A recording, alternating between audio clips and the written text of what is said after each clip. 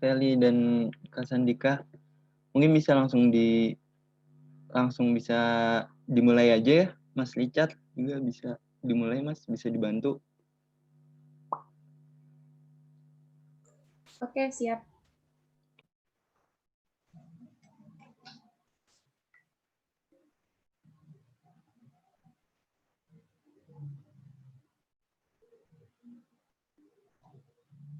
Dari jauh.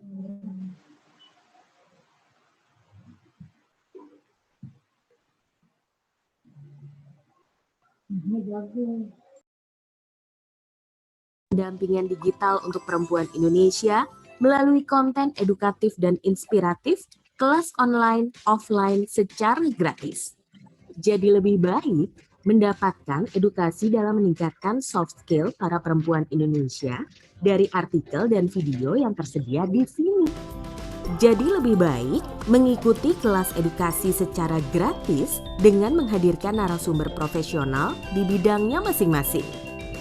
Dengan adanya aplikasi Sisternet, diharapkan para perempuan Indonesia dapat memberikan manfaat untuk perempuan lainnya dan juga menghasilkan generasi terbaik.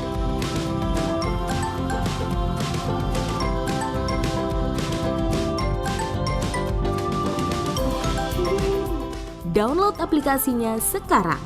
Ikuti kelas edukasinya dan nikmati lebih dari 12.000 modul edukasi untuk kamu secara gratis. Untuk perempuan Indonesia, jadi lebih baik. Perempuan pintar, semua pintar.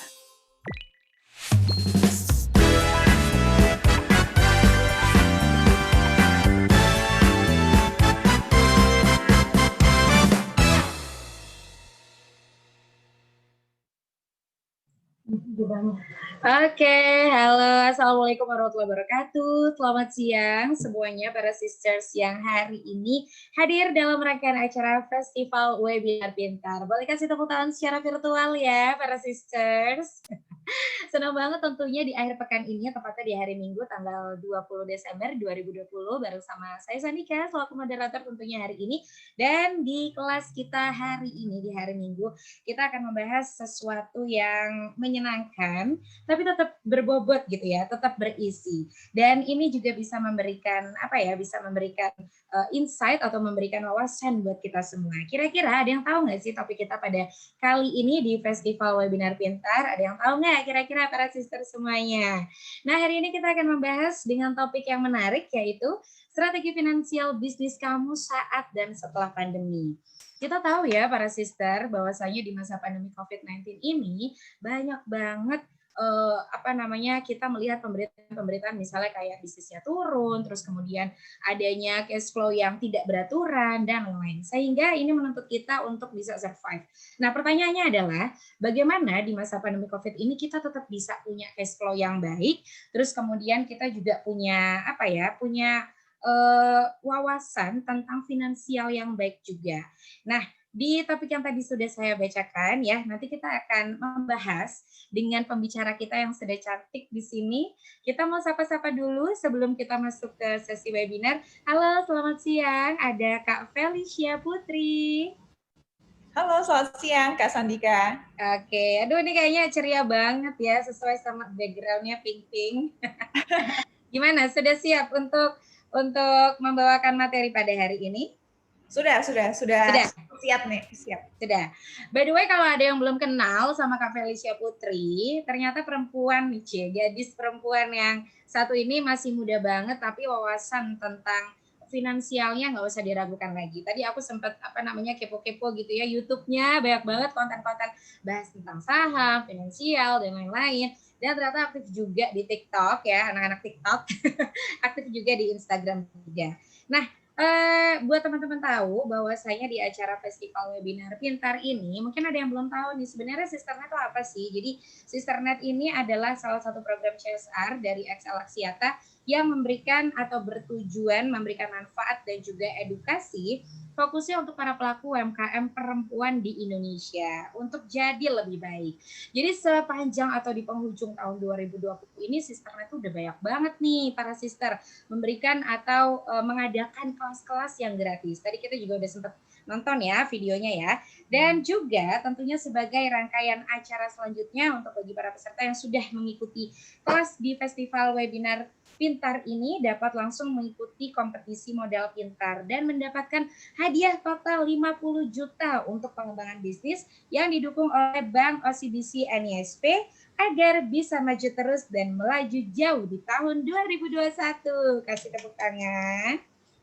Nah, buat para sister semua, khususnya para sister, para perempuan-perempuan ya, pelaku UMKM yang ingin mengikuti kompetisi ini bisa langsung lihat syarat dan ketentuan berlakunya, bisa langsung klik di www.sisternet.co.id/modalpintar atau follow Instagramnya di @sisternetid. Dan jangan lupa juga untuk hari ini buat teman-teman semua yang mengikuti acara Festival Webinar Pintar ini, posting deh keseruan di Instagram Story, boleh mention langsung ke @sisternetid, ke Instagramnya Kak Felicia Putri juga, gitu ya. Dan nanti kita akan memilih 3 orang yang beruntung akan mendapatkan pulsa XL maupun Axis sebesar masing-masing Rp50.000. Oke, nah tadi kalau aku sudah menjelaskan kira-kira kita akan ngebahas apa saja sih di topik kita pada kali ini. Nanti ada pertanyaan, aman nggak sih berinvestasi dan menjalankan bisnis di tengah pandemi? Mau tahu seperti apa jawabannya? Kalau gitu kita langsung saja mempersilahkan kepada pembicara kita yang sangat luar biasa pada siang hari ini. Kita langsung persilakan dan beri tepuk tangan yang paling meriah. Oke, ini dia Kak Felicia Putri, Investment Storyteller. Thank you Kak Sandika untuk perkenalannya dan intronya juga. Selamat siang teman-teman, thank you udah ngumpul bareng-bareng ngobrol di sini di hari Minggu, di hari kita semua santai istirahat. Jadi hari ini kita santai aja sih ngobrolin tentang bisnis kalian, tentang diri kalian sebenarnya. Jadi hari ini kan temanya adalah strategi financial business saat dan setelah pandemi, gitu ya. Nah jadi ini boleh nggak pada bisa tulis di chat kan? Aku boleh tahu nggak di sini pada punya bisnis apa aja nih? Atau yang hadir di sini tuh ya jualan apa atau bisnisnya apa? Biar aku lebih kenal nih tipe-tipe bisnisnya tuh yang kayak gimana. Oke. Boleh sambil ditulis di chat. Mereka bisa tulis di chat kan ya? Ininya. Bisa. Bisa ya? Bisa. Ya. Oke, sip. Bisnis jualan shop, karena aku lihat banyak cewek nih, banyak sisters. Ini kayaknya cewek semua apa ya? Makanan, bisnis jual kopi, oke. Pasti paling banyak tuh fashion sama F&B sih. Makanya itu juga yang competition-nya paling tough gitu ya, karena semua orang bisa masuk, barrier of entry-nya kecil. Nah, sebelumnya terima kasih udah diperkenalkan sama Kak Sandika, kenalin panggil aja Feli, aku masih 25 tahun ini. Aku suka panggil diri aku sebagai investment storyteller. Emang niche aku coba fokus di bidang investasi. Dan kenapa storyteller? Karena aku percaya investasi, ekonomi sama finance, semuanya itu sebenarnya nggak susah. Yang utamanya itu bukan tentang data sama angka, tapi lebih ke cerita. Kalau kita ngerti cerita, konteks dan big picture-nya, semoga dengan itu kita nggak akan mudah tertipu oleh angka dan data. Karena data dan angka bisa dimanipulasi. Apalagi kalau kita nggak ngerti konteks besarnya nih, tujuan besarnya apa. Saat ini aku full-time content creator di bidang finance. 5 tahun aku sudah berkarir di pasar modal, di tim research sebagai investment analyst. Sebenarnya sih sehari-harinya dekatnya dengan saham dan perusahaan terbuka gitu. Jadi ya semoga ilmu-ilmu yang didapat dulu bisa di-sharing dengan relevan dan gampang di sini. Nah, hari ini kan kita mau ngobrolin strategi finansial untuk bisnis di tengah atau UMKM di tengah pandemi, gitu kan. Nah, kenapa kita perlu ngobrolin, maksudnya kenapa kita perlu ngatur uang kita, kenapa kita perlu bikin strategi finansial, karena pilihannya cuma 2, teman-teman. 1, antara kita yang ngatur uangnya, kita yang ngatur financialnya, atau 2, mereka yang akan ngatur kita. Mereka yang suatu hari nanti akan bikin kita kelimpungan dan bikin kita jadi jadi susah gitu lah. Padahal harusnya kalau kita berbisnis kan kita maunya menghasilkan uang dan kemudian membantu kita di masa depan gitu kan. Nah, hari ini aku mau share 3 strategi dari paling basic untuk pebisnis atau UMKM kecil yang secara finansial yang harus dilakukan mulainya dari mana gitu kan.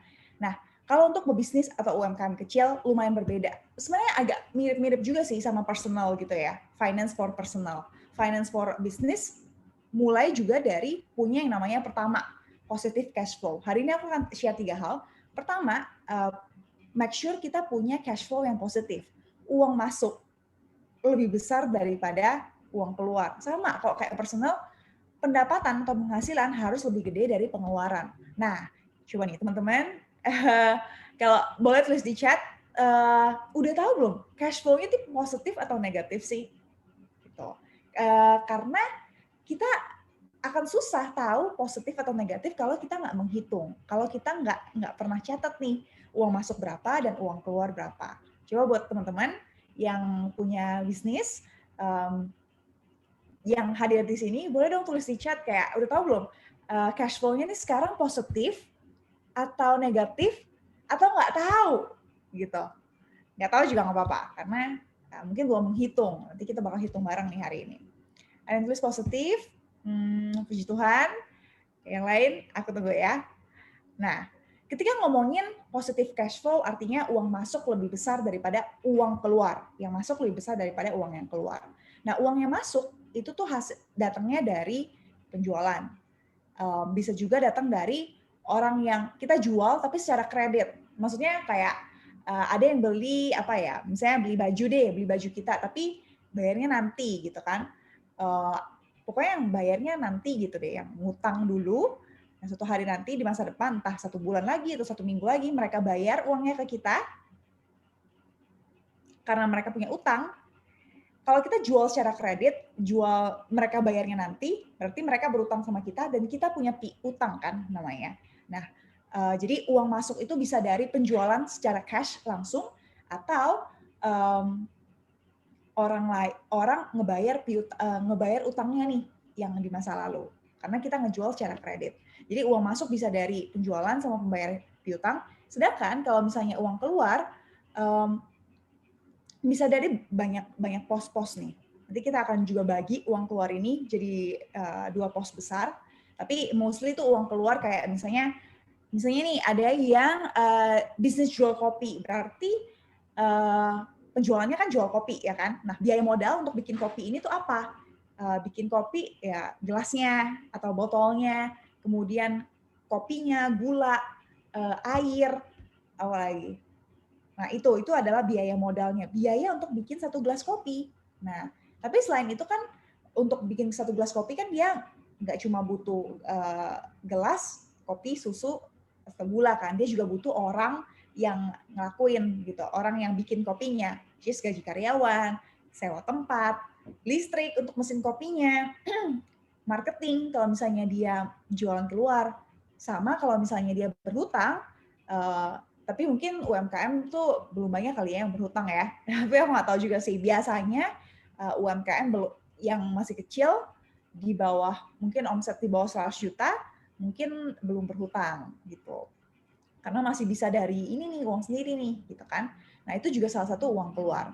Nah, penting untuk memisahkan, at least mencatat lah, kayak uang keluar dan uang masuk. Nggak mesti yang ya sesimpel uang keluar sama uang masuk dulu sih. Nah, kemudian uang keluar ini sebenarnya kita bisa bagi lagi, teman-teman. Ada fungsinya kenapa kita membagi uang keluar ini. Uang masuk kan lumayan jelas ya, pokoknya kita jual either secara cash atau secara kredit. Nah, sedangkan kalau uang keluar, kita bisa bagi jadi 2 nih. Kita bisa bagi, karena nanti ini aku akan coba kasih lihat laporan keuangan sederhana nih untuk UMKM yang super sederhana. Nah, kalau uang keluar kita bisa bagi jadi 2 bagian besar. Satu tuh namanya biaya modal, COGS, untuk misalnya kopi, untuk biaya kopinya aja nih, untuk bikin kopinya aja. Ini ya biaya modal atau COGS. COGS tuh cost of goods sold atau HPP, harga pokok penjualan. Pokoknya harga atau biaya untuk memproduksi misalnya kalau kopi, satu gelas kopi ini. Berarti kita tadi gelas, kopi, susu, gula gitu. Untuk pokoknya harga pokok deh untuk memproduksi benda yang kita jual. Kalau misalnya baju gitu ya, baju biasa kan banyak yang impor nggak sih, atau bukan impor sih, tapi reseller gitu. Misalnya kalau reseller berarti kita beli sama vendornya 50.000, kita jual 100.000, berarti COGS-nya 50.000. Biaya kita beli, biaya modal kita lah. Simpelnya biaya modal kita.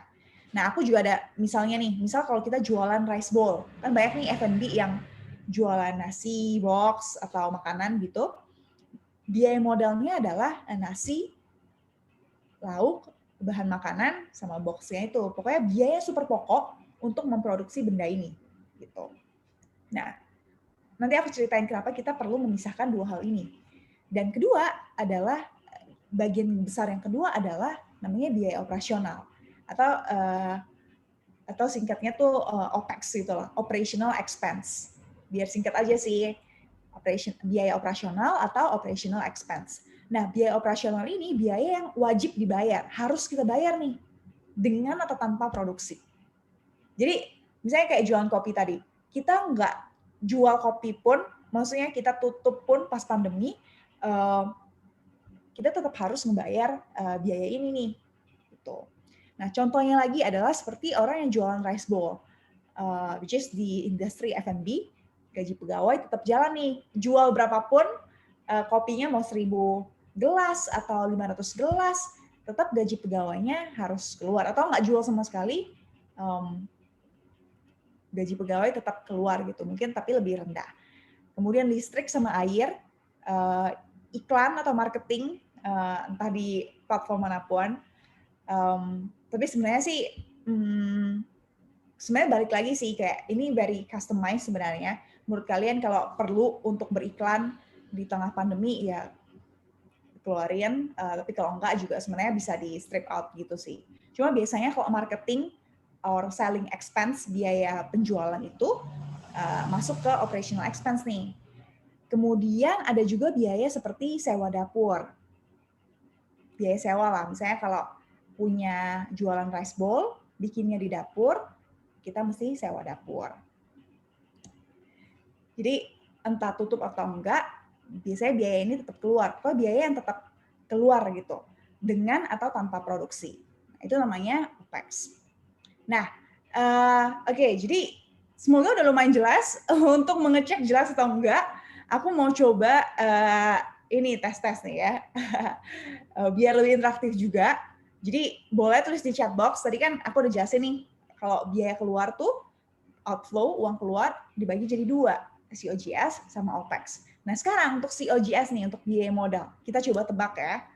Kalau misalnya bisnisnya adalah jualan baju online dan diproduksi sendiri, COGS-nya tuh apa aja kira-kira? Boleh nih coba tulis di chat box. Biaya modal untuk bisnis yang jualan baju online. Dan jualan baju online itu produksi sendiri. Dia nggak reseller. Coba menurut kalian, COGS-nya tuh apa sih? Gitu. Plastik, kotak. Plastik untuk apa ya? Plastik untuk ini ya, packaging ya. Packaging atau kotak untuk packaging. Kemudian apa lagi? Katun, bahan, kain ya. Kalau misalnya kita produksi sendiri, berarti kain-kainnya itu masuk COGS, benar. Bahan kain, tag brand, iya tag brand juga, benar-benar. Tag brand. Pokoknya semua biaya yang melekat pada satu baju, atau satu style yang siap dikirimkan ke customer, nah itu adalah COGS. Mulai dari bikinnya, mulai dari bahannya, kain segala macam, entah dari bahan apapun itu, kemudian tag-nya dan plastiknya atau pakai kotak, nah itu termasuk COGS. Nah sebenarnya yang bikin bingung kadang adalah sebenarnya ya kalau di bisnis besar biasanya tuh dibedain. Mungkin karena pegawainya banyak ya, jadi pegawai yang khusus bikin baju ini itu tuh masuk ke dalam COGS juga. Pegawai yang khusus bikin bajunya itu masuk ke dalam COGS juga, masuk ke dalam biaya modal. Jadi pegawai itu sebenarnya bisa dibagi dua tuh, yang bikin barangnya, yang produksi, sama yang marketing, admin, transportasi segala macam. Jadi yang lain-lain yang di luar produksi itu dibedain. Tapi biasanya kalau di UMKM kan mungkin tergantung size-nya sih sebenarnya. Kalau size-nya sebesar itu sampai membedakan, dan dibedakan lebih baik seperti itu. Tapi kalau size-nya masih kecil, satu orang bisa ngerjain macam-macam, dia bisa produksi juga, dia juga yang marketing misalnya, atau dia juga yang ngurus apa, nah itu ya udah digabung aja karena repot juga kalau dipisah gitu. Kemudian kita tebak lagi ya. Tadi udah jualan baju online, produksi sendiri. Kemudian tebak COGS bisnis yang jualan peralatan rumah tangga. Jadi kayak dia jualannya di e-commerce, dia reseller atau dropshipper, jadi bukan dia yang bikin. Menurut kamu apa COGS bisnis ini? Coba boleh tulis di chat box. Apa COGS bisnis yang dia reseller doang, dia dropshipper, dia nggak bikin sendiri. Soalnya banyak kan kayak gitu ya sekarang, nggak hanya peralatan rumah tangga sih, kayak beauty, alat makeup, atau fashion, baju impor Bangkok, macam-macam. Oke, COGS bisnis dia adalah harga beli, modal dia beli barang tersebut. Iya, emang lebih simpel sih kalau misalnya bisnis yang reseller atau dropshipper ya. Dia beli sama siapa, harga modalnya berapa, nah itu harga modal dia, itu COGS-nya dia. Dan dia jual sesimpel itu gitu, karena dia reseller atau dropshipper. Beda banget sama yang produksi sendiri, itu akan lebih ribet, lebih banyak biaya perintilan-perintilannya gitu. Nah, tadi kita udah, ini lumayan pinter-pinter nih ya, kita udah tebak COGS dua bisnis ini. Sekarang kita mau coba tebak OPEX. Kalau operational expense bisnis yang sama sih. Kalau jualan baju online, produksi sendiri, kira-kira apa aja sih OPEX-nya? Internet kali maksudnya, atau intern? internet. Alright, gaji pegawai. Oke, internet, iya. Apa lagi ya? Jadi bayangin dia produksi bajunya sendiri, COGS-nya tadi kan kain, tag baju, plastik, dan OPEX-nya dia yang harus dikeluarkan dengan tanpa produksi adalah gaji pegawainya nih. Biasanya sih kalau di bisnis besar ataupun mungkin bisnis kecil juga sama ya, biaya paling besar, OPEX yang paling besar itu gaji karyawan. Sama bisnis besar juga paling besar tuh salary expense, gaji karyawannya. Gaji karyawan, terus kalau misalnya dia produksi sendiri, mungkin dia perlu listrik kali ya, listrik, air, internet, itu satu bagian namanya utilitas, listrik, air, internet. Iya kan, listrik, air. Dulu sih listrik, air doang, sekarang udah tambah internet ya, listrik, air, internet. Kemudian kalau misalnya dia ada marketing di Instagram, atau di Google Ads atau Facebook Ads, itu juga termasuk ke dalam OPEX. Sebenarnya OPEX tuh bisa dibagi jadi dua besar sih. Kalau di bisnis besar ya, harusnya sama juga sih sama bisnis kecil, mungkin agak beda dikit aja.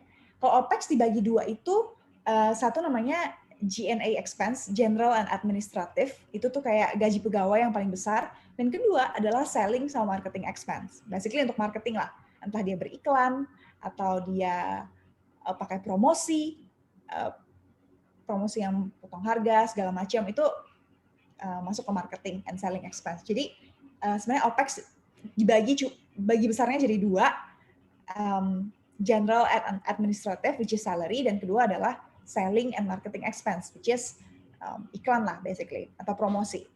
Nah, kemudian coba tebak lagi, bisnis OPEX bisnis peralatan rumah tangga atau ya reseller sama dropshipper tadi. Apa OPEX bisnis ini ya? Apa ya OPEX-nya ya? Oke. Iklan.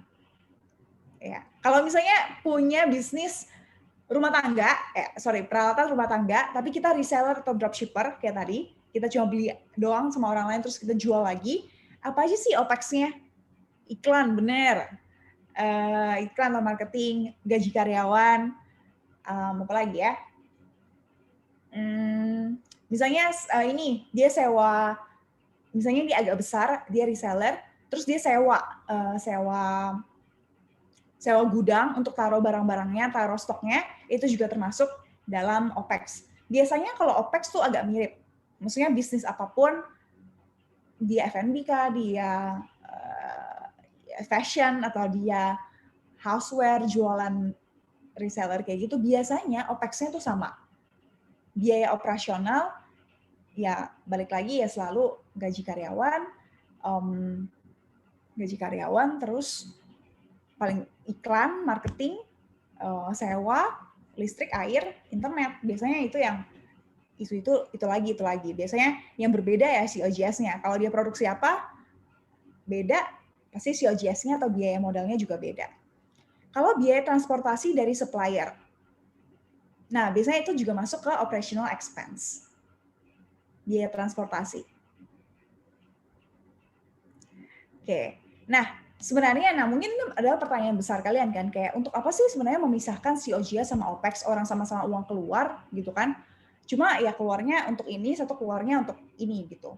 Mungkin kalau di bisnis kecil malah tipis-tipis sekali bedanya. Untuk apa sih memisahkan COGS sama OPEX? Nah, aku mau bilang, kita nggak akan bisa solve problemnya, kita nggak tahu nih problemnya apa. Kita nggak akan bisa solve problemnya kalau kita nggak tahu dan kita nggak bisa identify masalahnya. Jadi sebenarnya dengan kita memisahkan uang keluar, cuma bedain aja kan ini COGS, ini OPEX, kita bisa tahu nih sebenarnya masalahnya tuh di COGS-nya atau masalahnya di OPEX. Kalau kita bisa identify masalahnya secara detail, break it out into details gitu,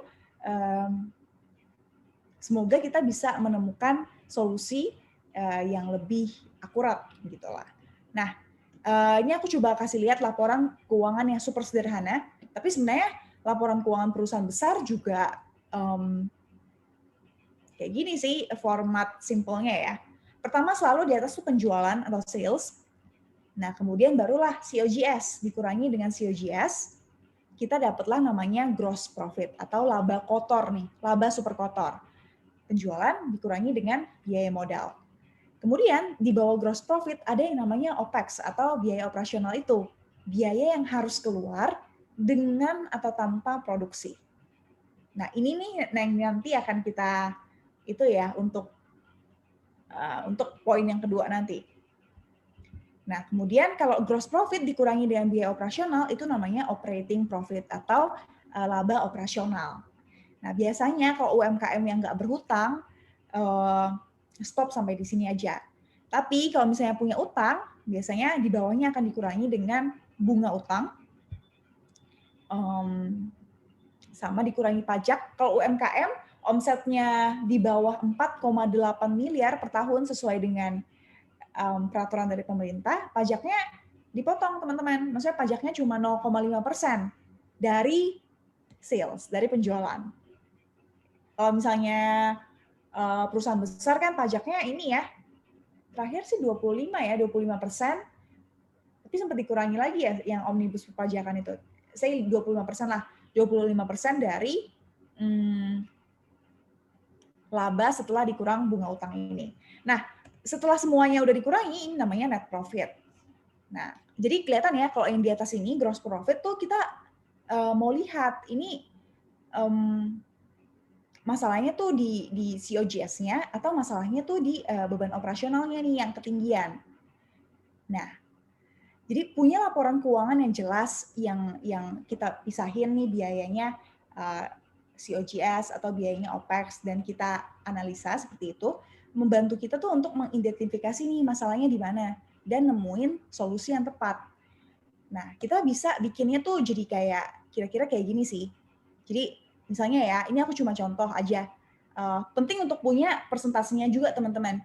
Ini aku bikin gampang 100 juta biar gampang jadiin persen. Tapi kan nanti bisnis kalian berbeda-beda ya angkanya.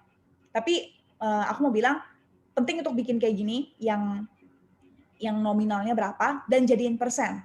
Yang penting tuh sebenarnya kita tahu persennya gitu loh. Biar dapat konteks atau pictures-nya. Nah, kalau kayak gini kan, lihat ya, penjualannya 100 juta misalnya, terus biaya modal kita hitung 20 juta, oke kita tahu laba kotor kita 80 juta nih. Dan biaya operasionalnya 30 juta, setelah dikurangi dapat operating profit 50 juta.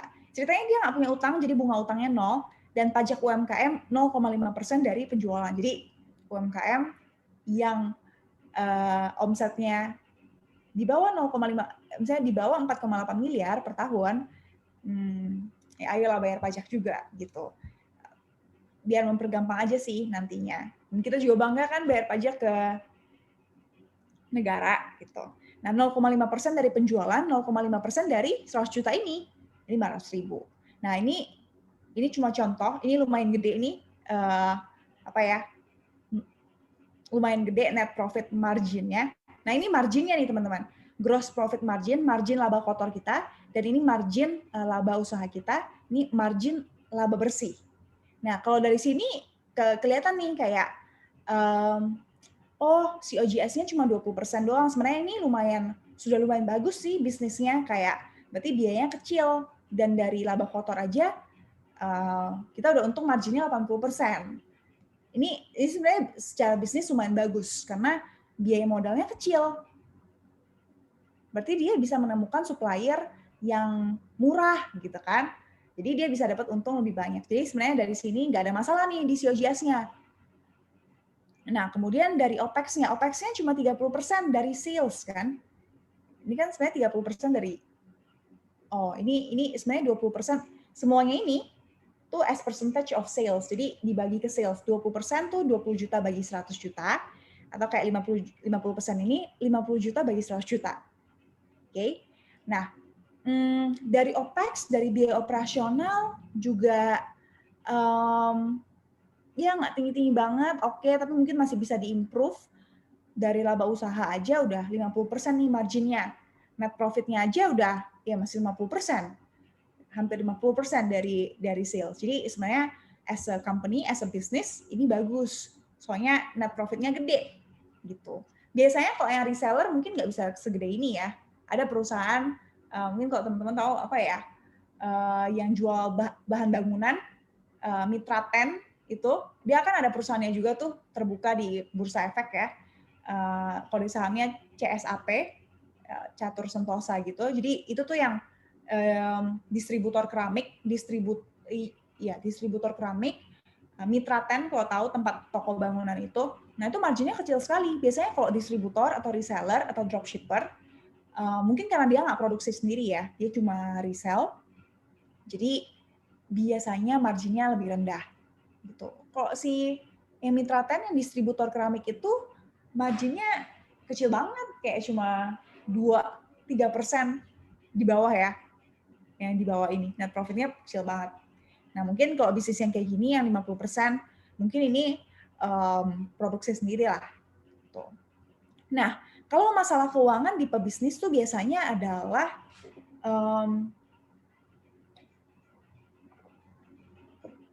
penjualannya terlalu kecil. Nah, sebenarnya teman-teman dengan kita bikin laporan keuangan kayak gini, kita bagi, uang keluarnya berapa, uang masuknya berapa dari penjualan, uang keluarnya kita bagi lagi, ada COGS, ada OPEX, kita tuh bisa menganalisa banyak masalah nih. Dan kita bisa cek masalahnya tuh sebenarnya di mana sih?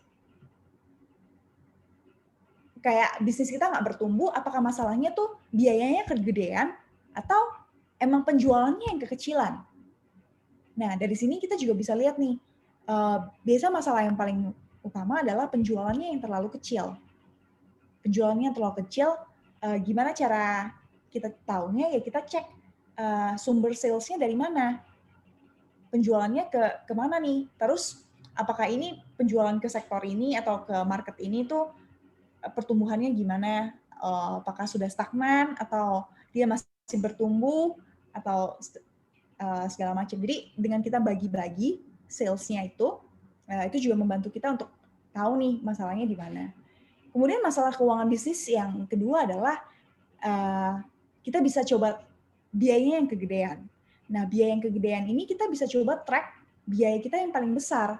Misalnya kalau bisnis kalian macam-macam lah ya bisnis kalian. Coba cari tahu biaya yang paling besar di bisnis kalian tuh apa.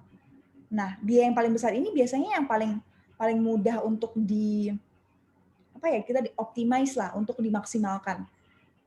Biasanya biaya yang paling besar itu gaji karyawan. Di bisnis besar juga seperti itu. Gaji karyawan yang paling makan porsi paling besar nih dari biaya. Nah, mungkin salah satu solusi lainnya adalah bisa coba hire part-timer atau outsource. Jadi bukan pegawai tetap, atau kita bayar berdasarkan project atau sales, atau berdasarkan komisi.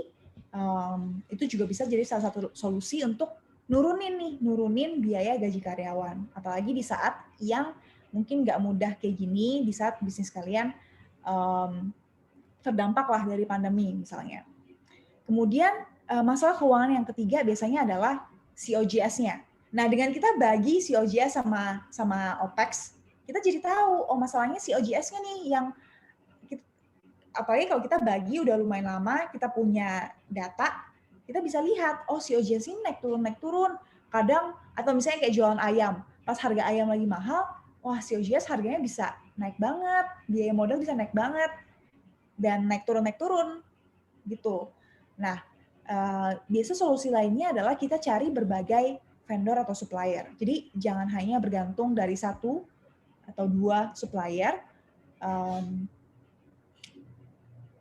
ya biar kita bisa bergaining power-nya juga sih untuk beli barang modalnya. Kemudian masalah yang keempat, mungkin ini untuk UMKM yang udah lumayan gede, biasanya adalah dia bayar bunga untuk hutangnya tuh ketinggian.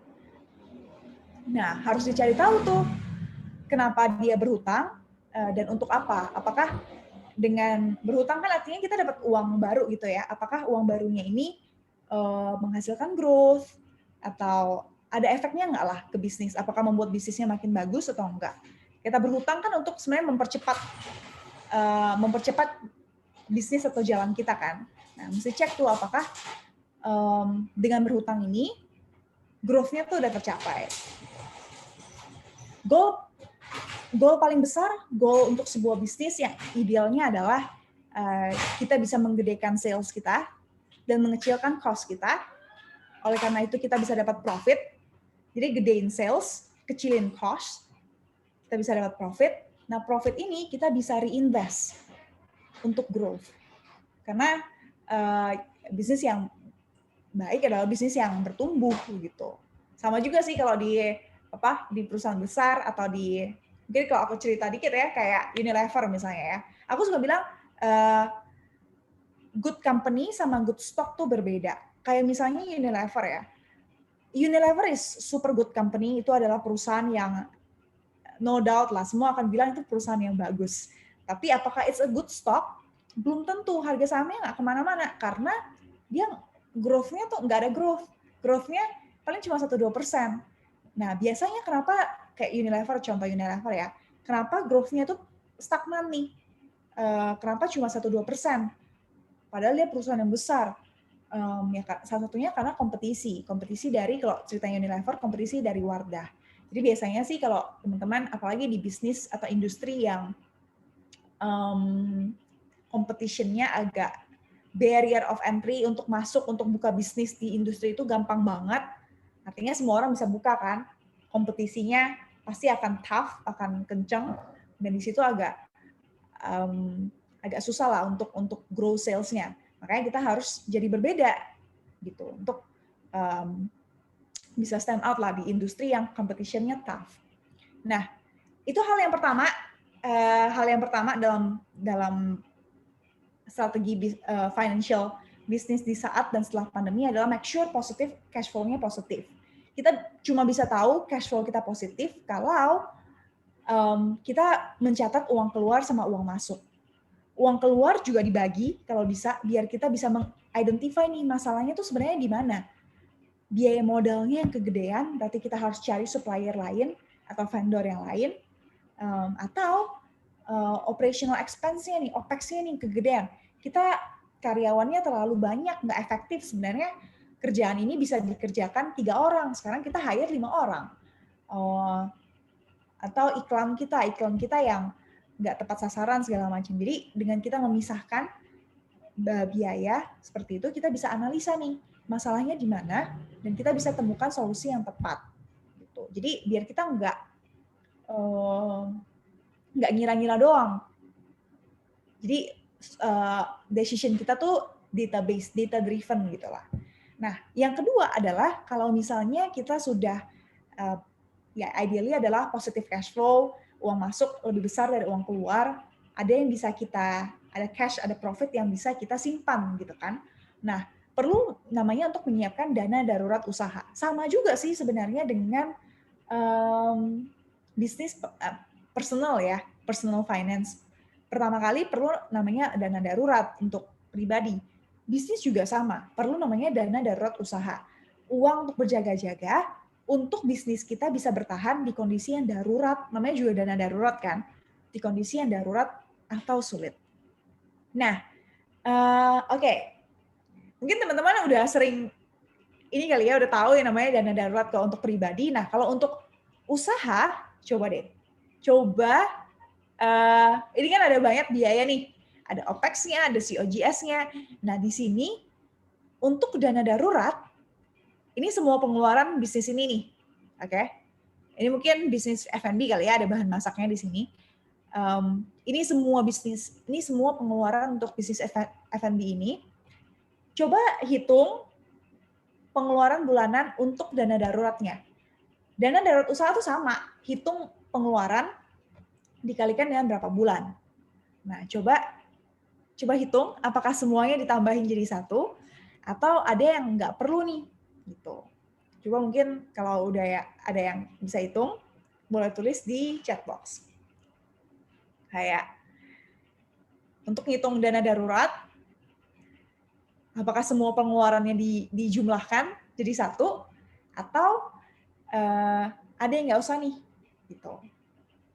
Ini untuk ngitung dana darurat usaha. 28 juta. Apa yang dikurangi ya? 10, kalau ditambah semua, 10, 11, 26, 26, 28, 30, 35. Kalau ditambah semua 35 ya. Oke.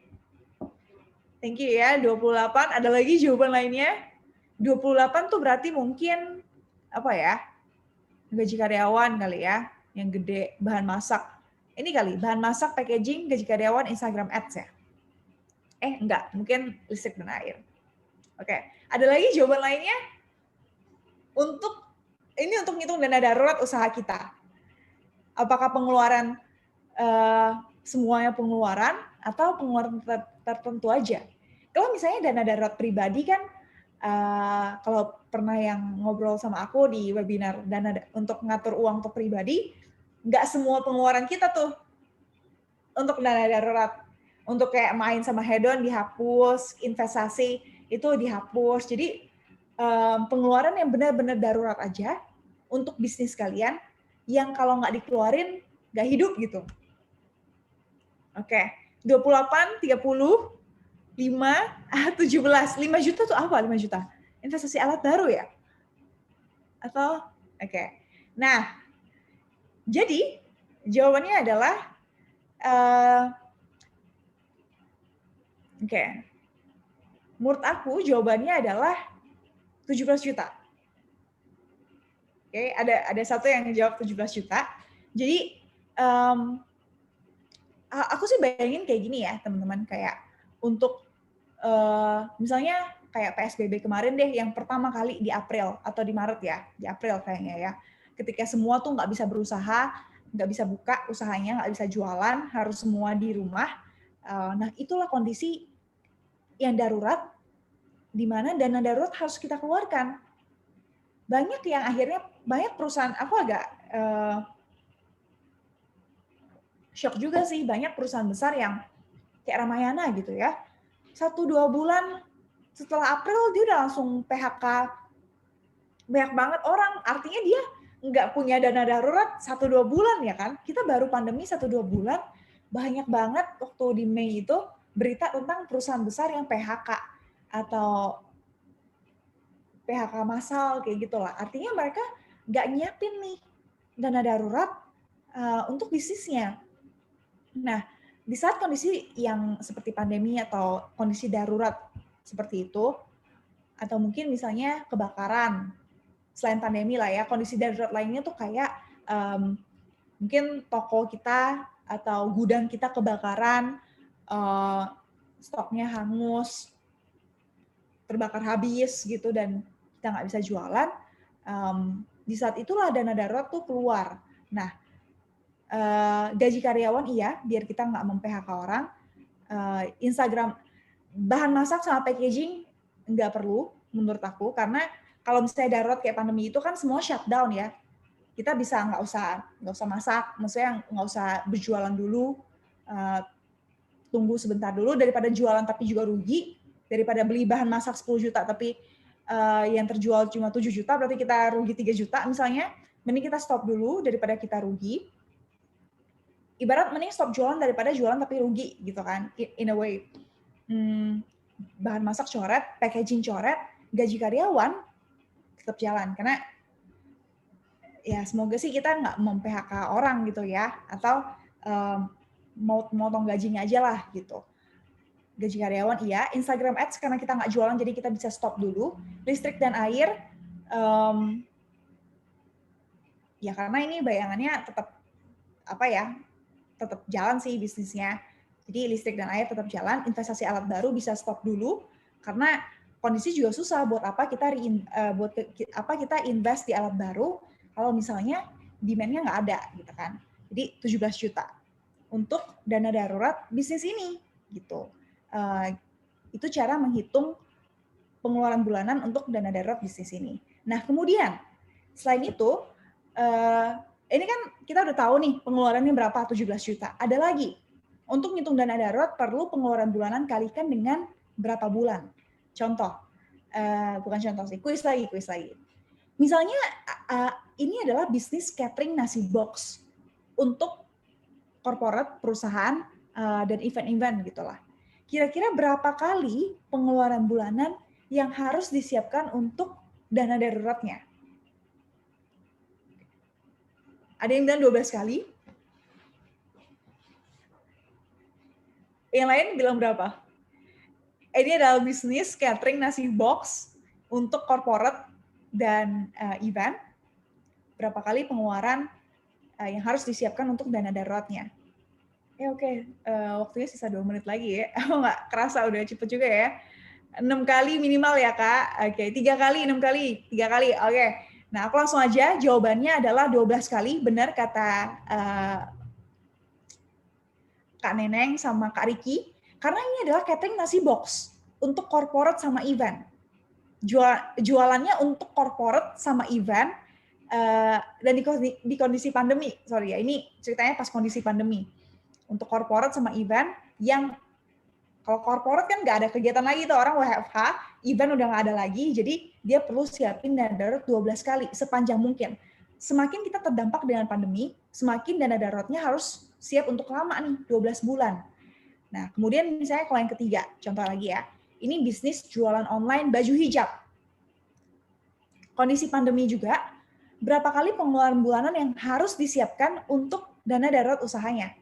Coba, menurut kalian berapa? Ini kondisinya pandemi, dia jualan online baju hijab.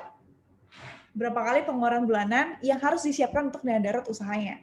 Ada yang bilang 12 kali, ada yang 3 kali, nggak ada yang, oke, 6 kali. Oke, nah sebenarnya untuk menjawab pertanyaan ini tuh, kalau aku akan jawab 6 kali di tengah-tengah. Sebenarnya balik ke bisnis kalian masing-masing sih, kayak kalian sendiri yang bisa tahu kalian tuh terdampak nggak sih dari pandemi, dan kalian butuh uang berjaga-jaga tuh berapa bulan ke depan. Kira-kira pandemi ini ya assume lah 1 tahun gitu kan paling parahnya, dan kalian bisa bertahan sampai kapan nih? Itu sih. Kalau misalnya jualan online baju hijab, semua orang nggak bepergian, tapi kalian bisa pivot atau ganti bisnis kalian, which is nanti yang akan kita bahas ketiga. Kalau bisa ubah model bisnisnya dan bisa jualan lagi kayak normal, mungkin 3 kali aja cukup. Tapi kalau nggak bisa, tetap jualan baju hijab untuk pesta atau untuk yang bepergian, mungkin harus 12 kali. Nah, jadi aku sih pilih angka tengah sih, kayak ya di tengah-tengah. Kalau dia bisa pivot 3 kali, it's okay. Kalau misalnya dia nggak pivot, dia tetap jualan as normal, 12 kali.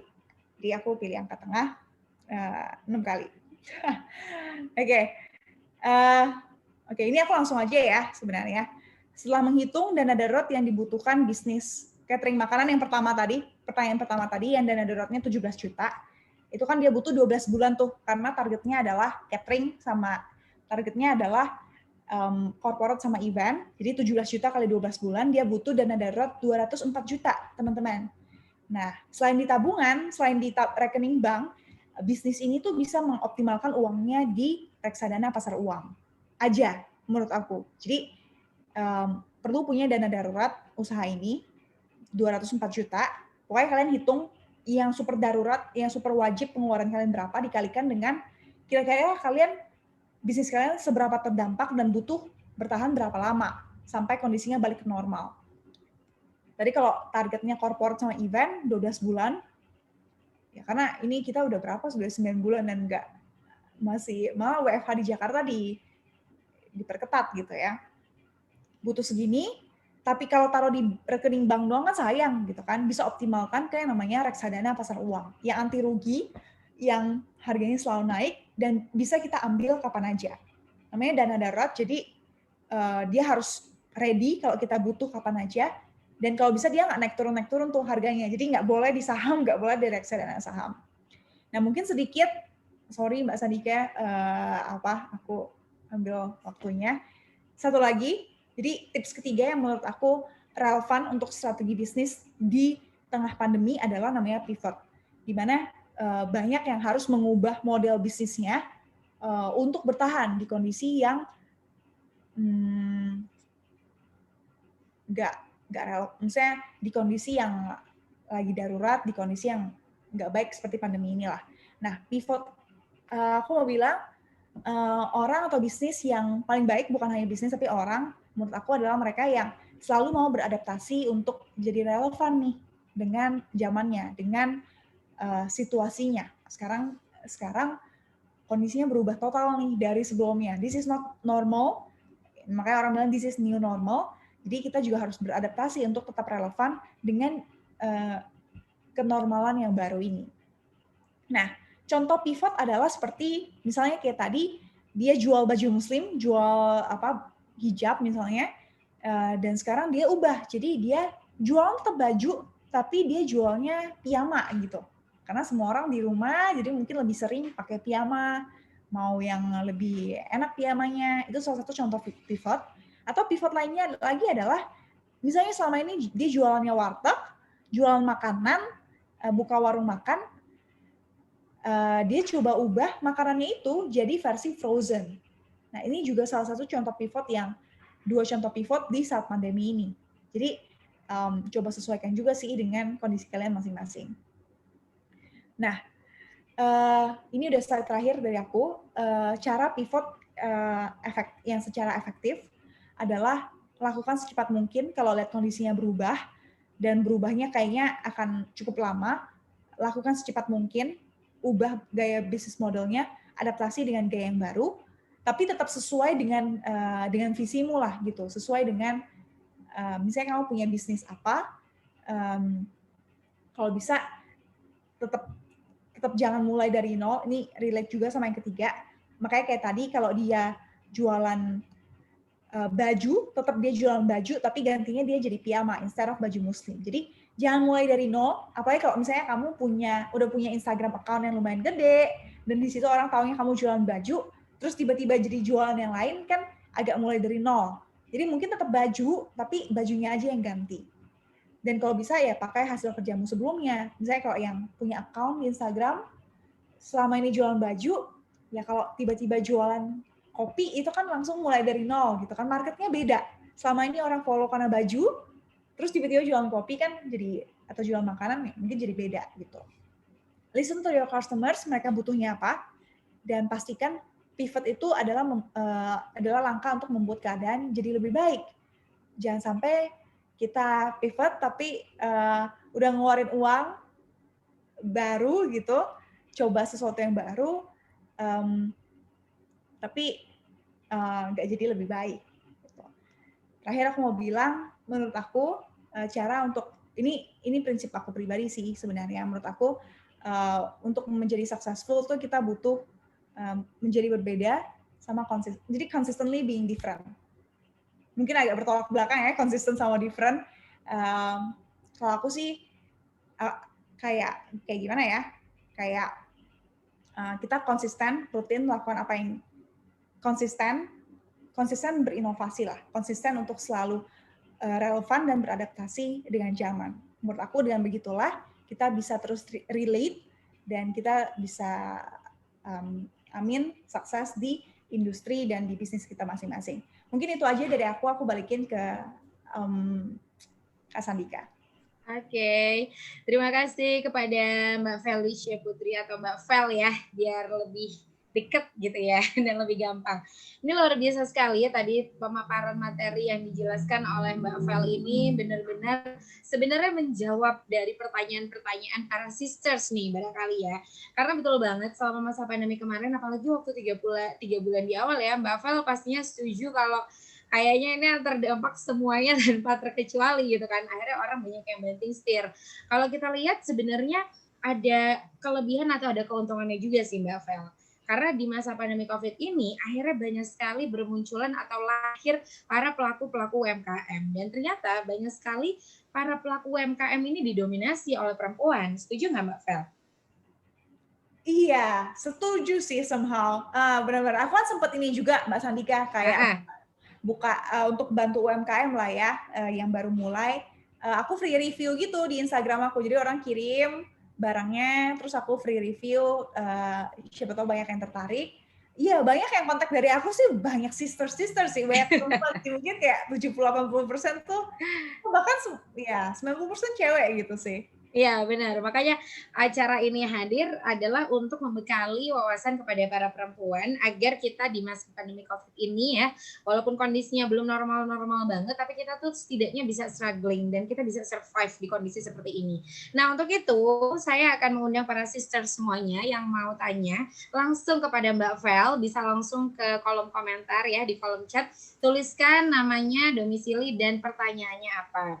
Nah, kalau misalnya tadi nih Mbak Vel menjelaskan misalnya tadi gimana sih kita sebagai seorang pelaku UMKM, kita sebagai seorang pebisnis perempuan gitu kan, kita itu harus bisa beradaptasi, relevan sesuai dengan zamannya. Nah, aku setuju banget nih. Karena kalau kita ngomongin bisnis itu kan sesuatu yang dinamis ya Mbak Vel, artinya kita nggak bisa saklek, aduh aku maunya begini, aku maunya jualan ini. Dan aku setuju banget tuh tadi dengan ada salah satu poin, listen to your customer. Itu benar banget bahwa ketika kita berjualan sebenarnya kan kita itu memenuhi kebutuhan pasar, bukan memenuhi kebutuhan kita sendiri gitu ya. Nah di sini ada, masih belum ya. Jadi di sini sebelum para sisters bertanya dan sambil menunggu para sisters bertanya, aku punya pertanyaan nih Mbak Vel. Kalau tadi ngomongin soal tentang dana darurat, tahu nggak sih aku tuh sampai ngitung ini dana daruratnya dari 35 juta sampai 17 juta tuh berapa persen sih? Ternyata jawabannya adalah 48 sampai dengan 49%. Nah artinya dana darurat itu berarti sifatnya memang wajib ya Mbak ya, maksudnya memang dia harus dipersiapkan setiap bulannya dan 40 sampai 50% setiap bulan. Nah bagaimana, pertanyaannya adalah gimana sih cara kita bisa konsisten menjalankan bisnis dan kemudian konsisten menerapkan disiplin finansial di bisnis kita. Kalau kita ngomongin tentang pelaku UMKM yang pemula gitu kan, kadangkala mereka suka bingung gitu. Ya kan aku jualan pengen dapat untung gitu. Tapi mereka lupa bahwa ketika kita berjualan, ketika berbisnis itu ada namanya laporan keuangan yang sangat detail. Nah, gimana tuh Mbak Vel? Kalau ada pertanyaan, berarti kan artinya gini, buat teman-teman yang baru usaha, aduh berarti dana daruratnya lumayan gede ya, 40-50% dari laba bersih yang kita punya gitu kan, kita harus prepare itu. Gimana nih caranya supaya bisa konsisten menjalankan bisnis dan konsisten menerapkan disiplin finansial di bisnis kita? Oke. Sebenarnya sih kalau namanya dana darurat, again itu balik lagi ke kalian. Yang penting gimana ya? Sebenarnya tuh biar kalian kalau berbisnis kan berarti ada banyak pegawai, banyak keluarga yang bergantung dari kalian gitu kan, dari bisnis kalian. Jadi ya yang sangat diharapkan ya jangan sampai langsung PHK, apalagi pas di awal-awal pandemi gitu. Maksudnya aku kaget aja sih, masa waktu itu baru 1-2 bulan baru 1 bulan aja kita PSBB, nggak jualan sama sekali. Banyak banget bisnis besar yang udah langsung PHK banyak pegawainya. Artinya mereka nggak pernah nyiapin dana darurat selama ini. Jadi jangan sampai kita seperti itu. Angkanya memang mungkin tadi agak gede gitu ya. Cuma balik lagi sih ke kalian yang pokoknya biaya-biaya yang harus dikeluarkan dengan atau tanpa produksi. Nah, biasanya dana darurat tuh dari OPEX itu sih, dari OPEX dan mungkin OPEX itu kan banyak tadi ya. Yang paling utama sih ya mungkin gaji karyawan dan pokoknya yang wajib-wajib deh. Kalau aku sih highlight-nya yang paling penting gaji karyawan sih. Biar goals-nya adalah kita nggak PHK gitu loh. Benar. Itu misalnya saya gampangnya 10 juta ya. Terus kita super terdampak berarti butuh 12 bulan, 10 kali 12 bulan kan 120 juta tuh teman-teman. 120 juta. Sebenarnya sih enggak, yang penting kalau udah ada 120 juta aja ya udah gitu, nggak usah profitnya nggak usah dialokasikan lagi ke dana darurat. Yang penting kalau udah ada segitu ya profitnya segala macam bisa untuk reinvest untuk growth atau lain sebagainya. Tapi kalau di zaman sekarang kalau misalnya kalian profit super bagus, nah tapi kalau kalian profit di masa kayak gini kan mungkin nggak banyak yang bisa di-reinvest juga ya. Demand-nya juga masih susah, nggak banyak yang bisa di-reinvest. Maksimalkanlah waktu kayak sekarang untuk build dana darurat usahanya, biar ya ketika krisis atau masa buruk itu datang, kita udah siap nih, dan kita nggak perlu sampai PHK atau sampai yang ngorbanin orang yang selama ini bergantung sama kita, yang bantu kita pas kita lagi seneng, tapi pas susah ya kita tinggalkan mereka dengan segampang itu sih. Oke, berarti memang yang di-highlight adalah pengeluaran wajib ya, misalnya kayak fixed cost, misalnya kayak tadi gaji karyawan gitu kan. Walau bagaimanapun usaha kita bisa maju ya berkat mereka juga gitu ya, berkat kontribusi dari mereka juga. Nah, sekali lagi aku mau ngingetin para sister semuanya yang ingin bertanya bisa langsung tulis di kolom Q&A. Nanti kita akan pilih beberapa pertanyaan dan kita juga akan berikan pertanyaan-pertanyaan itu dan akan dijawab langsung oleh Mbak Vel. Nah, kalau tadi saya nanya nih tentang gimana cara kita supaya bisa konsisten, sebenarnya dimulai dari awal, dimulai dari nol gitu ya. Ketika kita mulai berbisnis, dan kita berarti kan kuncinya adalah harus melek sama namanya literasi finansial ya. Maksudnya kita nggak boleh yang kalau kita lagi jualan, wah dapat untungnya, misalnya kita dapat keuntungan 50%, lumayan nih dapat duit, terus langsung belanja gitu, terus kita lupa untuk menyisihkan dana-dana tersebut. Dan berarti kalau tadi dari pemaparan Mbak Vel juga, aku menyimpulkan bahwa ketika kita berbisnis, ketika kita misalnya sudah punya margin yang cukup lumayan besar, artinya uang itu jangan sampai diindepin gitu ya. Kita bisa reinvest gitu kan. Kita jaga-jaga, namanya bisnis kan sifatnya dinamis, kita nggak akan ada yang tahu gitu tantangan ke depan seperti apa ya. Contohnya seperti pandemi COVID, bahkan perusahaan yang besar sekalipun bisa benar-benar terdampak sekali. Nah, di sini sudah ada pertanyaan yang masuk nih ya, kepada tentunya ini ada pertanyaan dari Safira Nadia, katanya, Ci mau nanya nih, misalnya buat kayak reseller cuma dapat potongan, misalnya per barang tuh 5.000 gitu dari satu barang, tapi kalau jual di e-commerce, let's say kayak ya berbagai macam e-commerce lah ya, ada fee layanan mereka gitu kan, mau minta saran gimana ya caranya ngatur finansial biar fresh budget kayak promosi, packaging, fee layanan, gitu-gitu, biar nggak sampai minus. Apalagi kalau keuntungan jual barang belum bisa nutupin buat satu modal barang. Nah, gimana tuh? Jadi intinya sih gimana caranya kita sebagai reseller tetap bisa punya keuntungan yang maksimal, tapi bisa fresh budget juga untuk biaya promosi dan lain-lain. Silakan, Mbak Vel. Oke, kalau misalnya marginnya kecil banget kayak gini ya, jadi mungkin kita bisa set kita mulai aja dari, maksudnya mungkin nggak perlu marketing yang terlalu gimana, misalnya pakai influencer yang mahal atau pasang iklan di mana, mungkin nggak usah dulu, mungkin dari friends and families aja dulu, sampai kita reach, mungkin bisa dihitung kita jualan sampai berapa banyak, baru kita bisa mulai pakai Facebook Ads atau Instagram Ads. Nah, di situ juga sih sebenarnya coba aja kalau misalnya teman-teman punya budget gitu, coba aja cari tahu untuk maksimalin IG Ads, Facebook Ads itu kan sebenarnya murah ya. Dimulai dari di bawah 100.000 aja bisa, dan return on advertising-nya bisa gede banget sebenarnya kalau misalnya kita targetin market yang tepat. Dengan adanya Facebook sama Instagram dan digital channel kayak gitu tuh sebenarnya dia agak democratize promotion atau democratize marketing gitu sih. Semua orang bisa promosi dengan harga yang murah. Dulu kan ya paling cumanya TV, billboard, spanduk gitu-gitu. Sekarang social media harganya bisa murah dan targeted gitu loh. Ada algoritmanya, kalian bisa pilih kemana target marketnya. Apalagi ini kayak reseller, ya nggak tahu sih barang apa ya. Tapi mungkin kalau masih kecil, coba untuk press dulu, nggak usah marketing atau promo kayak gimana. Coba pakai friends and families, coba yang gratis. Mungkin teman-teman bantu repost atau segala macam. Sampai kalau udah reach certain amount, udah jualan berapa nih,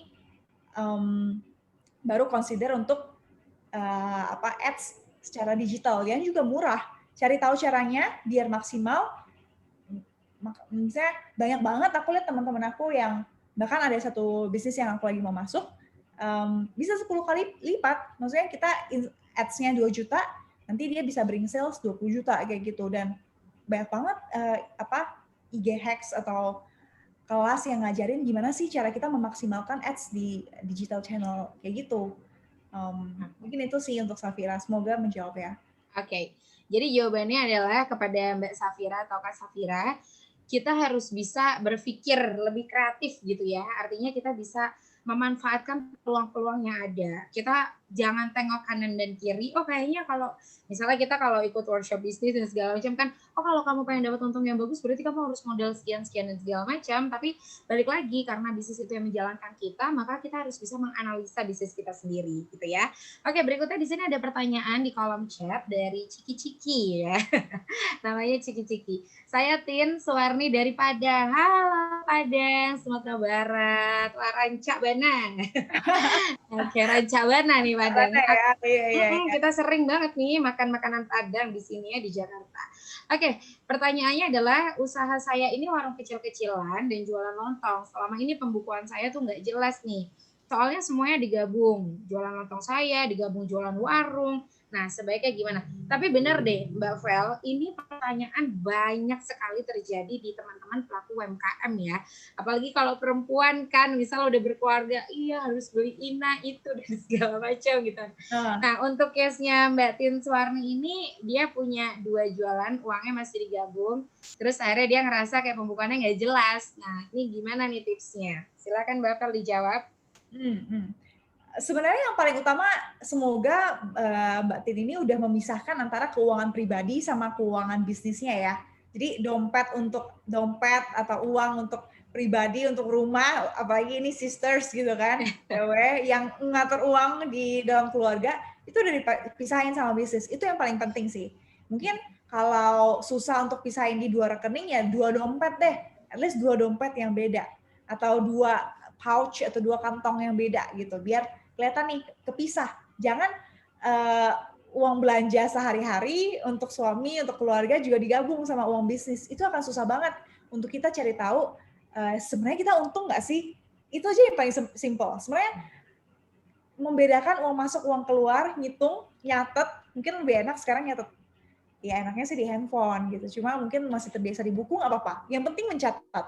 Yang penting pisahin dan kita bisa tahu kita profit atau enggak. Karena kalau kita nggak profit ya buat apa gitu kan. Nah kalau Butin ini kan dia punya 2 jualan nih. Warung kecil sama jualan lontong. Berarti warteg sama warung gitu kan. Warteg sama ya warung yang jual sembako gitu ya.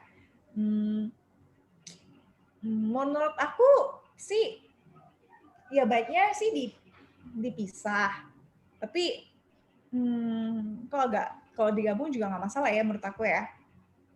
Soalnya agak tergantung sih, mungkin tergantung size ya. Kalau size-nya masih nggak terlalu besar, maksudnya mungkin di bawah 100 juta, mungkin kalau memisahkan tuh agak repot, jadi makan waktu. Jadi jadi repot gitu lah. Jadi mungkin gabung aja nggak apa-apa sekarang.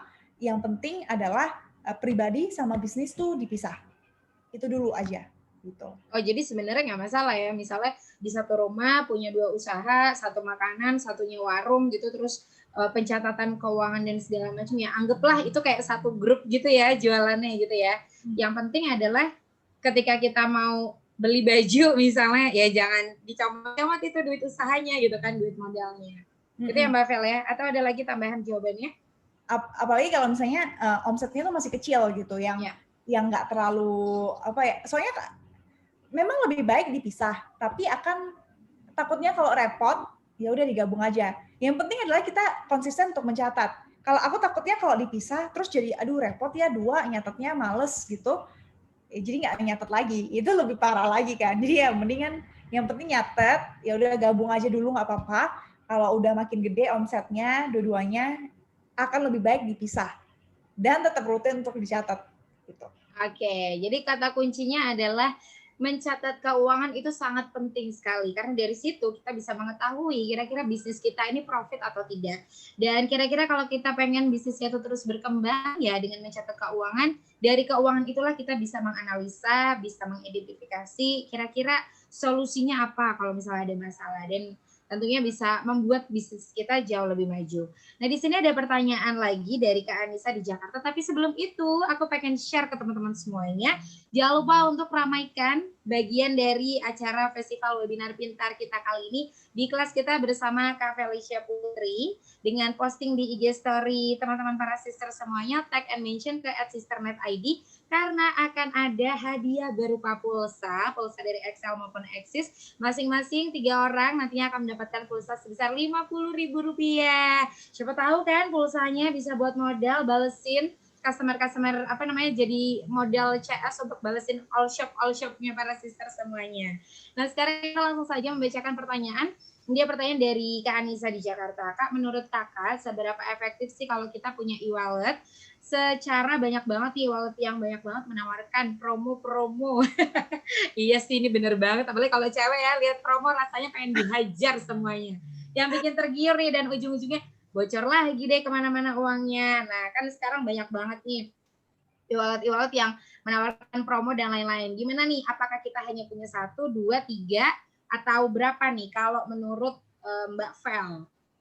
Oke, ini dalam konteks apa ya kira-kira Mbak Sandika? Maksudnya bisnis punya e-wallet biar orang bisa bayar ke e-wallet itu, bisa bayar lewat GoPay gitu ya maksudnya ya? Kayaknya sih kalau menurutku bukan lebih ke bisnis ya, mungkin lebih ke personal finance kayaknya ya. Jadi caranya mengatur keuangan secara personal gitu kan. Kadang-kadang kita sebagai sebagai perempuan kan kalau lihat yang promo-promo, ada wajan promo beli, kasur promo beli. Nah, itu gimana tuh? Biar kita nggak bablas ngisi di A, B, C, D, berbagai macam e-wallet, atau baiknya seperti apa? Oh, oke.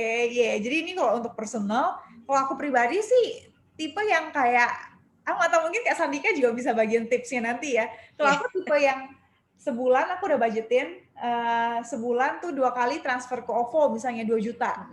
Jadi ya udah kalau 2 juta itu habis, ya udah berarti udah habis budget jajan untuk bulan itu atau untuk ya gitu sih.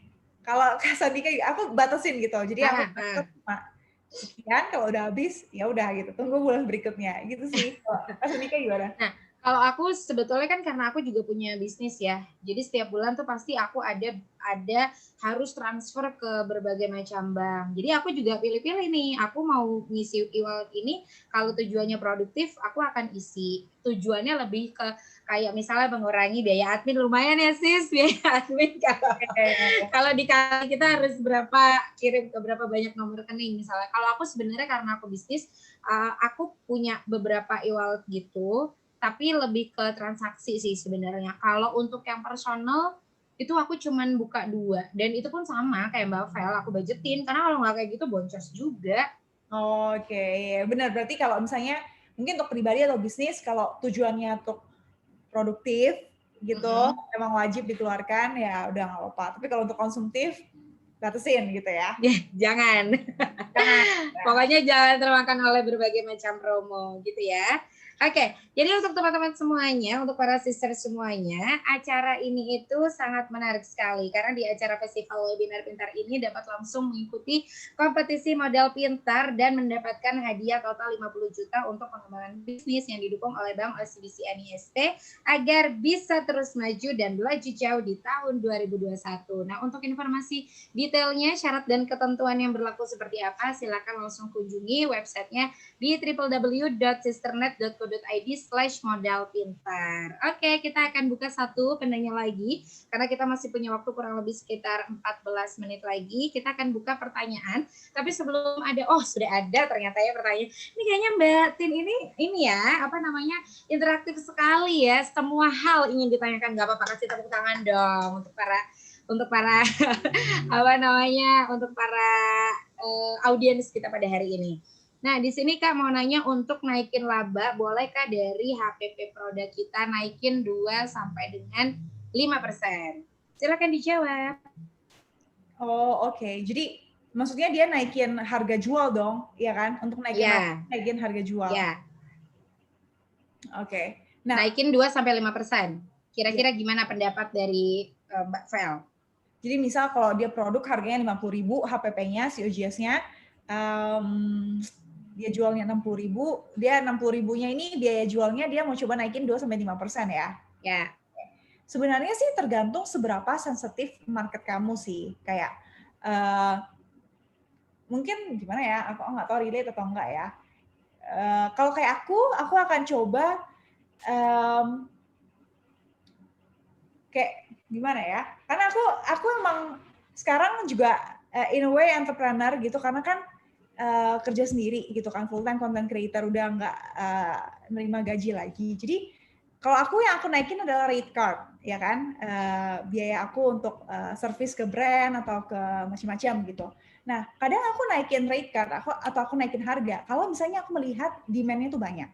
Jadi dengan aku memastikan dengan naikin harga ini nggak akan mengurangi volume, atau intinya dengan naikin harga, misal kadang kalau kita naikin harga kan konsekuensinya adalah volumenya turun, yang beli turun, ya kan? Biasanya kan kalau kayak gitu kan, kalau harga naik ya demand akan turun gitu. Akan lebih baik kalau kita memastikan harga naik, demand tuh nggak turun, itu udah best lah gitu. Harga naik, demand nggak turun. Atau kalau misalnya demand tuh turun atau permintaannya tuh turun, harganya naik, make sure penjualan kita tuh tetap naik gitu loh. Jadi misalnya kalau kita naikin 5%, paling penjualan volume yang turun tuh cuma 1% misalnya, dan nggak apa-apa. Kalau kita bisa make sure kayak gitu. Nah, tapi kan kadang kita nggak tahu ya sampai dengan kita mencobanya ya. Jadi mungkin ya coba sambil dianalisa juga apakah produknya ini demand-nya lagi banyak. Jangan kayak biasa-biasa aja nih kondisinya, demand-nya lagi biasa-biasa gitu kan, terus kita naikin harga. Itu akan hurt sales-nya tuh, akan aneh nanti kalau misalnya kita naikin turunin gitu kan. Itu sih, itu pertama, make sure marketnya tuh bisa terima, dan mungkin nggak naikin harga tuh ke semua produk, jadi ke produk tertentu aja dulu, kita tes the marketnya dulu. Itu sih, mungkin kalau aku naikin harga tuh kayak gitu ya, make sure demand-nya ada, dan dengan naikin harga nggak akan mengurangi penjualan kita nih. Volume-nya boleh turun, tapi jangan turun. Kalau naikin 5%, paling volume turun 1%, tolerable lah, boleh kayak gitu. Jangan sampai turunnya malah 10%, malah ujungnya sales kita turun dong, ya kan? Dan jangan tes ke semua produk, tes ke satu atau 2 produk dulu, dan lihat respon pasarnya tuh kayak gimana. Mungkin itu sih, mungkin Kak Sandika mau nambahin. Oke. Aduh, jangan aku justru belajar banyak hari ini ya dari Mbak Vel ya. Jadi intinya adalah ketika kita ingin melakukan tes ke pasar gitu, jangan terlalu sering trial and error. Beda cerita kalau misalnya kita baru mulai usaha ya. Tapi kalau misalnya kita sudah usaha, sudah jalan, terus tiba-tiba kita harus naikin, misalnya kita naikin hanya karena misalnya kita pengen dapat untung yang banyak, tapi kita tidak melakukan analisa yang baik, kita tidak melihat atau mendengar dari sisi customer, ya itu akan susah juga. Nah, Ini satu lagi deh terakhir ya. Ini pertanyaan terakhir. Terus kalau kita ikut join di GoFood misalnya kan ada pemotongan 20% atau Grab dan lain-lain gitu kan. Gimana? Terus kan lagi promo juga, diskonnya gede, gimana ya? Karena saya pikir dengan promo gitu mungkin bisa naikin sales, Kak. Gimana ya, Kak? Maksudnya gimana ya? Oh, mungkin misalnya gini. Mungkin misalnya kita naikin itu kan karena kita misalnya ada potongan kan kalau kita jualan di platform tersebut yang warna hijau-hijau itu kan kita ada potongan juga kan, ada berapa persen gitu kan. Nah terus udah gitu kita ada promo juga. Nah itu mungkin bisa naikin sales gitu. Nah menurut Kavel gimana? Tuh. Jadi maksudnya dengan harga yang kita jual di platform tersebut dengan harga yang kita jual original kan sebenarnya dua hal yang berbeda dong, ya nggak sih? Kalau kita jual sendiri kan harganya bisa jauh lebih murah gitu. Nah ini terus gimana nih? Saya pikir dengan promo gitu mungkin bisa naikin sales. Berarti mungkin yang dimaksud adalah dengan menaikkan harga tersebut, ini bisa menaikkan sales. Setuju nggak dengan pendapat ini? Lebih ke situ sih sebenarnya. Memang biasanya kalau yang jualan di GoFood atau di GrabFood itu kan diambil komisi 20% tuh. Memang naikin harga kan? Dia naikin harga. Emang kalau kita beli di warteg 10.000, tapi kalau beli di GoFood kan warteg yang sama harganya jadi 12.000 gitu lah ya. Betul. Nah mungkin ini tuh maksudnya adalah gimana? Aku juga bingung nih pertanyaannya. Mungkin yang dimaksud itu adalah ya itu tadi sih pendapat Kak Vel tentang jualan sendiri sama jualan di GrabFood gitu, artinya dengan harga yang lebih mahal terus bisa naikin sales, pendapatnya gimana? Setuju apa enggak gitu? Oke. Sebenarnya dengan kita join platform itu menurut aku lumayan penting sih. Itu secara nggak langsung advertising nggak sih? Ya, betul. Itu secara nggak langsung adalah marketing buat kita untuk reach audience baru. Kalau kita nggak join di platform itu, ya kita mesti usaha sendiri tuh misalnya si Grab sama si Gojek atau platform ini kan yang strongnya mereka adalah mereka punya database, mereka punya user nih, yang mereka punya traffic, yang akan nambah traffic ke kita. Kalau misalnya kita nggak join di situ, ya kita mesti cari traffic lain. Sebenarnya sih make sure aja sih kalau kita jualan di situ tuh tetap untung gitu ya. Mungkin margin lebih kecil, it's okay. Mungkin anggap aja itu adalah advertising. Ya advertising cost gitu lah ya. Mungkin kalau kita jualan di warung kita sendiri, kita untungnya 2.000. Tapi kalau jualan di GoFood gitu, kita untungnya ya 1.500 ya mungkin nggak apa-apa. As long as kita tetap untung. Anggap aja 500 itu mungkin kayak biaya marketing. Cuma ya ujung-ujung sih sebenarnya dengan kita jualan di platform kayak gitu, kita harapin salesnya nambah ya, karena kan sales channel baru gitu sih. Jadi it's okay to sacrifice margin, apalagi kalau bisa reach audience baru dan tetap untung, anggap aja itu marketing sama advertising fee gitu sih.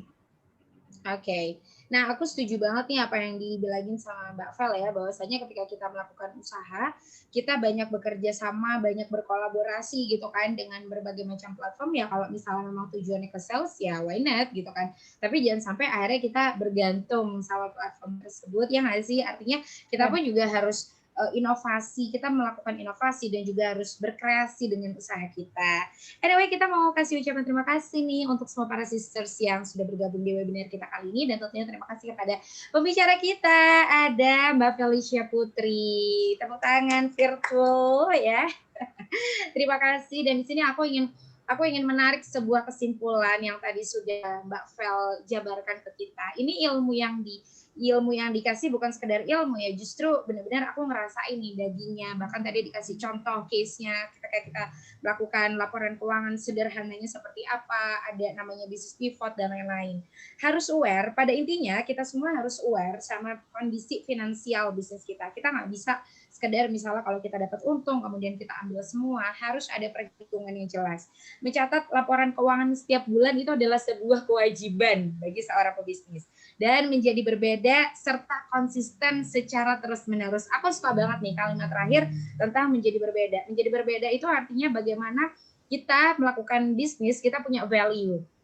Jadi kalau di bisnis model Canvas ada salah satu elemen yang menyebutkan yaitu value proposition, bagaimana usaha kita ini berbeda dengan usaha lainnya gitu. Kalau kita jualan bakso, orang tuh mau beli bakso kita tuh karena apa? Karena memiliki value tersebut. Dan konsisten dan terus konsisten. Nah, itu tadi dia acara ataupun topik webinar kita yang pertama di sesi siang kali ini dengan topik strategi finansial bisnis kamu saat dan setelah pandemi. Mudah-mudahan semua para sisters bisa mengambil manfaat-manfaat pada webinar kita kali ini. Tapi sebelum itu, aku ingin dong untuk Mbak Vel, menurut Mbak Vel dengan adanya acara festival webinar pintar ini, apa nih? Boleh dong kasih testimoni menarik. Kita pengen dengar langsung dari Mbak Vel yang cantik tapi juga pintar ya, sesuai dengan tagline kita, Festival Webinar Pintar, Perempuan Pintar, Semua Pintar. Silakan Mbak Vel.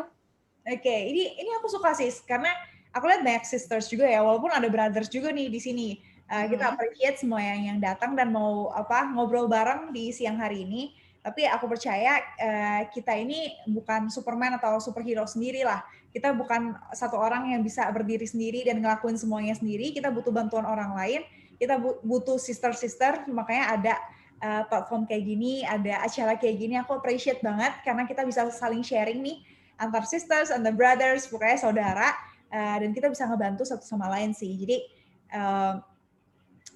teman-teman kalian nggak sendiri, aku juga nggak sendiri, Mbak Sandika nggak sendiri, kita bareng-bareng punya sisters, punya brothers, punya teman-teman yang siap membantu. Jadi thank you banget buat Sisternet yang udah jadi platform untuk menghubungkan sisters ya, untuk bisa grow dan berkembang lebih baik lagi. Oke, terima kasih Mbak Vel. Barusan ada yang nanya di kolom chat ya, Instagramnya aku langsung bantu ya, @Felicia_Putri Ciasaka. Bacanya gimana sih? Ciasaka, betul ya? Iya, Oke.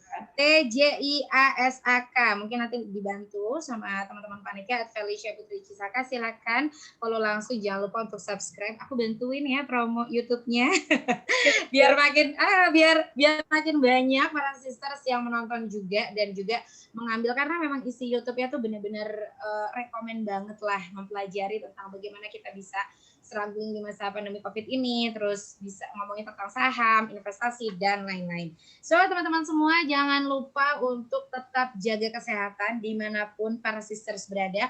Utamakan protokol kesehatan, karena itu yang paling penting. Karena kalau misalnya kita nggak sehat, kita nggak bisa produktif, kita nggak bisa jualan.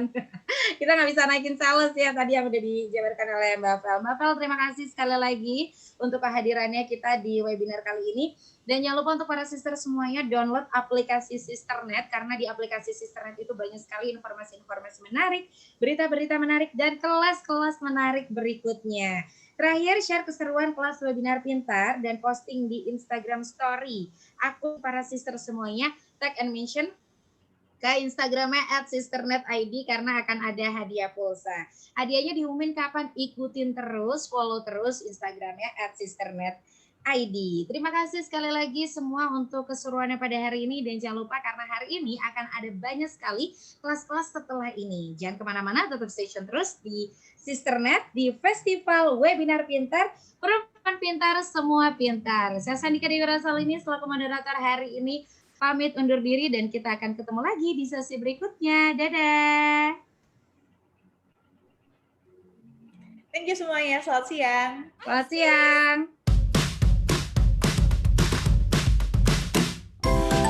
Selamat datang di Sisternet, rumah digital perempuan Indonesia, mendapatkan berbagai macam konten inspiratif dan edukatif. Dalam aplikasi Sisternet, terdapat fitur untuk mendukung perempuan Indonesia mandiri dalam meningkatkan kualitas hidup, menyediakan pendampingan digital untuk perempuan Indonesia melalui konten edukatif dan inspiratif, kelas online, offline secara gratis. Jadi lebih baik mendapatkan edukasi dalam meningkatkan soft skill para perempuan Indonesia dari artikel dan video yang tersedia di sini. Jadi lebih baik mengikuti kelas edukasi secara gratis dengan menghadirkan narasumber profesional di bidangnya masing-masing. Dengan adanya aplikasi Sisternet, diharapkan para perempuan Indonesia dapat memberikan manfaat untuk perempuan lainnya dan juga menghasilkan generasi terbaik.